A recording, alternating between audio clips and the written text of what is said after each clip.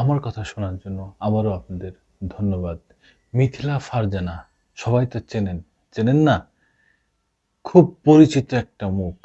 ৭১ টিভির ৭১ জার্নাল যে প্রোগ্রামটা হতো ১১টা রাত ১১টা ৪০-এ সেই প্রোগ্রামে উপস্থাপিকা হিসেবে, সঞ্চালক হিসেবে কাজ করতেন এই মিথিলা ফারজানা। এই মিথিলা ফারজানা বাংলাদেশ আওয়ামী লীগের সরকারের স্নেহধন্য ছিলেন। তিনি চুক্তিভিত্তিক নিয়োগে কানাডা হাই কমিশনের কাউন্সিলর হয়েছিলেন। তারপর থেকে উনি নিজেকে দলীয় রাজনৈতিক পরিচয় সেখানে চলাফেরা করতেন। হাই কমিশনারও পরিচয় দিতেন তিনি। তার চালায় অতিষ্ঠ হয়েছিলেন আরো একজন আছে, অর্পণা পাল। তিনি দীর্ঘ ১২ বছর ওখানে আছেন। শেখ হাসিনা স্নেহধন্য আস্তে আস্তে বলি এই লোকগুলা, আরো কিছু লোক আছে যেরকম ওয়াসার সাবেক এমডি তাসনিম হক একজন, বাংলাদেশ ফুটবল ফেডারেশনের সভাপতি একজন কাজী সালাউদ্দিন, ক্রিকেট বোর্ডের সভাপতি পাপন, তারপরে এরকম কয়েকটা জায়গায় আছে। আস্তে আস্তে বললাম শেখ হাসিনার একদম কাছের লোক যারা শেখ হাসিনাকে টাকা এনে দিত এইসব জায়গা থেকে। আরো কয়েক জায়গা আছে, আমি সব জায়গায় এত এই ভিডিওর ভিতরে বলতে পারছি না, তাহলে আমার টাইম ওভার হয়ে যাবে। তো যেটা আগের কথায় ফিরে আসি, এই মিথিলা ফারজানার বিষয় এবং অর্পণা পালের বিষয় দৈনিক ইত্তেফাকে কিছু নিউজ হয়েছে, সেই নিউজটা একটু পড়ে শোনায় আপনাদের। তারা দুইজনই কানাডায় রাজনৈতিক আশ্রয় নিচ্ছেন। কি রে ভাই, আপনারা কি এমন করেছেন দেশে, কি ক্ষতিটা আপনারা দেশের করেছেন যে বাংলাদেশের ফিরে আসতে চাচ্ছেন না? এই দেশ আপনার, এই মাটি আপনার, এই বাড়ি আপনার, অথচ আপনারা দেশে আসবেন না। কারণ আপনারা দেশের বিরুদ্ধে ক্ষতি করেছেন, দেশের বিরুদ্ধে ছিলেন সবসময়, দেশের মানুষের বিরুদ্ধে সব সময় ছিলেন। এটাই তো আপনাদের যে নেত্রী, সে এই দেশের বিরুদ্ধে অবস্থান করার কারণেই তো আজকে পালিয়ে চলে গেছে। সেই দেশের জনগণকে ভালোবাসে না বিধায় তো, অত্যাচার করেছে বিধায় তো আজকে সে পালিয়ে চলে গেছে। তার মন্ত্রী, তার এমপি, তার নেতারা সবাই তো আজকে আত্মগোপনে চলে গেছে, দেশ ছেড়েই চলে গেছে। কেন রে ভাই? কি ক্ষতি করেছে এই দেশের মানুষ আপনাদের? কি ক্ষতি করেছে এই দেশ আপনাদের, যে এই দেশের এত বড় বড় ক্ষতি আপনারা করেছেন? কেন ভাই? একটু ভালো থাকার জন্যে, একটু শান শওকতে থাকার জন্যে? দর্শক বন্ধুরা, আমার কথা যদি কোনো রকম আপনাদের সাথে একমত না হয়, তাহলে অবশ্যই আপনারা কমেন্টসে জানান যে এইখানে আপনার ভুল হচ্ছে।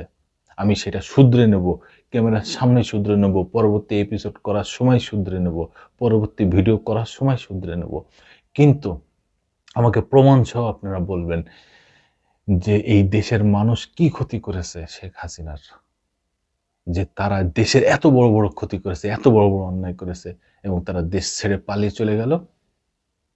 বুঝতে হবে। এই মিথিলা ফারজানা, আরো আরো কয়েকজন ছিল ৭১ জার্নালে বসে বসে বাংলাদেশের যত মানুষ আওয়ামী লীগের এন্ট্রিতে ছিল সবাইকে তারা তুলোধনা করত, সবাইকে মুক্তিযোদ্ধার চেতনা বিরোধী বানিয়ে দিত। সেই একজন সরকারের চুক্তিভিত্তিক নিয়োগে আমেরিকায়, এই কানাডায় বসে আছে। অর্পণা সেন দীর্ঘ ১২ বছর কানাডায় বসে আছে রে ভাই। কানাডার হাই কমিশনে তারা কাউন্সিলর হয়ে বসে আছে, এ হয়ে বসে আছে, ওই হয়ে বসে আছে। একটা সরকারি চাকরি কখনো এত বছর এক জায়গায় থাকতে পারে কেউ? কোনো নিয়ম আছে সরকারিতে? না রে ভাই, সর্বোচ্চ হয়তো ৩ বছর। কিন্তু এরা যুগের পর যুগ, যুগের পর যুগ এরা চালিয়ে যাচ্ছে। যাই হোক, ইত্তেফাকে কি বলছে একটু শুনি। কানাডার বাংলাদেশ হাই কমিশনে নিযুক্ত ২ নারী কাউন্সিলর মিথিলা ফারজানা ও অর্পণা পালের চুক্তি সম্প্রতি বাতিল হয়, দূতাবাস ও প্রবাসীদের মধ্যে স্বস্তি ফিরে এসেছে। সাবেক ছাত্রলীগ কর্মী এবং বহুল বিতর্কিত অর্পণা পাল দীর্ঘ ১২ বছর ধরে একই পদে কর্মরত ছিলেন, যার বিরুদ্ধে বিভিন্ন অভিযোগ উঠেছে। অন্যদিকে রাজনৈতিক পরিবর্তনের প্রেক্ষাপটে কানাডার বসবাসরত বাংলাদেশিরা বেসরকারি টেলিভিশন ৭১ টিভির উপস্থাপক মিথিলা ফারজানার অপসারণ দাবি করে আসতেছে। উল্লেখ্য, মিথিলা ফারজানা গত ৪ মাস ধরে কানাডার হাই কমিশনে কাউন্সিলর হিসেবে নিযুক্ত থাকলেও কখনো নিজেকে ডেপুটি হাই কমিশনার, আবার কখনো প্রেস মিনিস্টার হিসেবে পরিচয় দিয়ে আসছিলেন। গত ১৪ আগস্ট পররাষ্ট্র মন্ত্রণালয়ের এক বিজ্ঞাপনে তাদের নিয়োগ বাতিল করা হয়। আগামী 31শে আগস্টের মধ্যে ঢাকায় ফেরার নির্দেশ দেওয়া হয়েছে। তবে বিশ্বস্ত সূত্রে জানিয়েছে তারা এখন আর অফিসে যাচ্ছেন না এবং ফোনও ধরছেন না। তারা উভয়ই কানাডার রাজনৈতিক আশ্রয়ের প্রস্তুতি নিচ্ছেন বলে জানা গেছে। এদিকে বিভিন্ন অভিযোগের পরিপ্রেক্ষিতে সাবেক হাই কমিশনার ডক্টর খলিলুর রহমানকেও তার মেয়াদ শেষ হওয়ার আগেই গত মার্চে প্রত্যাহার করে ঢাকায় ফিরিয়ে আনা হয়। তার স্থলাভিষিক্ত হয়েছেন নাহিদা সোবহান, যিনি কানাডায় বাংলাদেশ দূতাবাসে প্রথম নারী হাই কমিশনার হিসাবে যোগদান করেছেন। এই হচ্ছে বাংলাদেশি মানুষদের অবস্থায় ভাই। যে যায় লঙ্কায় সে হয় রাবণ। তার প্রমাণ তো আপনারা দেখতেছেন। আওয়ামী লীগ সরকারের ধন্য হতে যে একবার লাইনে উঠেছে, ট্রেনে উঠেছে আওয়ামী লীগের ট্রেনে, তার আর পিছন ফিরে তাকাইতে হয়নি। সে যুগ যুগ ধরে জিও সেই অবস্থায়। সে ওই ট্রেন থেকে আর কোনোদিন নামে নাই। হাজার হাজার কোটি টাকা লুটপাট কিংবা ওই পদে সে স্বপদে বহল দীর্ঘ এক যুগ, 15 বছর, 16 বছর, কোনো ব্যাপারই না।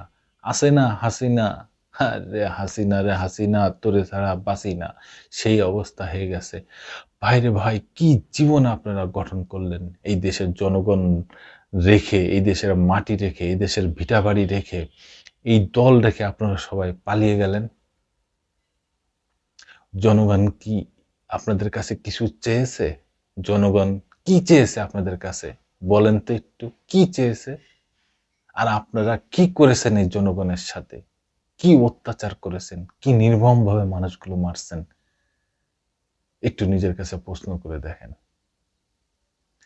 ধন্যবাদ। আবার আসবো নতুন কোনো কথা নিয়ে, নতুন কোনো ঘটনা নিয়ে। আমি প্রিন্স।